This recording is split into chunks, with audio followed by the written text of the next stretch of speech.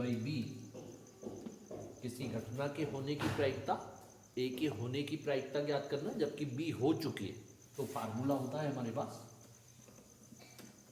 Probability of A intersection B upon probability of B. ये formula हम तभी operate कर सकते हैं जबकि प्रोबेबिलिटी ऑफ बी शून्य ना। मान लीजिए probability of A by B हम देख चुके हैं, अगर probability of B by A है तो फार्मूला हो जाएगा probability of B intersection A divided by probability of ए।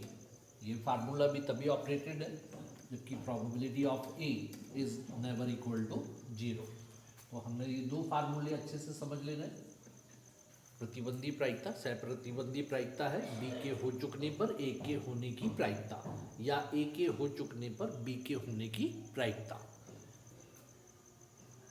अगर मान लीजिए हमसे पूछा जाए रिक्त समुच्चय इम्पॉसिबल इवेंट असंभव घटना के होने की प्रायिकता जबकि प्रायिकता ए हो चुकी है, फाई के होने की प्रायिकता जबकि ए हो चुकी है, तो डेफिनेटली इसकी प्रायिकता हो जाएगी हमारे पास प्रायिकता फाई इंटरसेक्शन ए बटे प्रायिकता ए।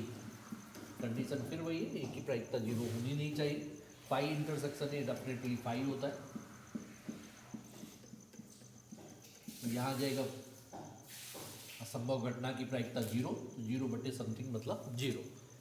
ऐसे ही अगर मान लीजिए फार्मूला है हमारे पास किसी घटना ए के होने की प्रायिकता जबकि ए हो चुका है, तो ये हमारे पास है स्क्वायर इवेंट, इसकी प्रायिकता हो जाएगी हमारे पास 1 के बराबर।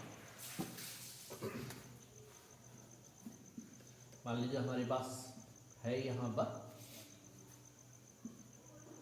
किन्हीं दो घटनाओं के लिए बात कर रहे हैं ए और बी के लिए।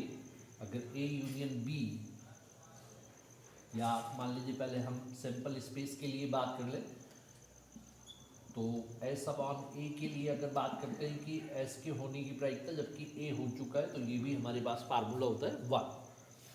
6th फार्मूला है हमारे पास ए यूनियन बी के होने की प्रायिकता जबकि घटना एफ हो चुकी है, तो फार्मूला होता है ए के होने की प्रायिकता जबकि एफ हो चुकी है धन बी के होने की प्रायिकता जबकि एफ हो चुका है माइनस ए इंटरसेक्शन बी के होने की प्रायिकता जबकि एफ हो चुका है। यहीं से फार्मूला है कि यदि ए इंटरसेक्शन बी पाई है,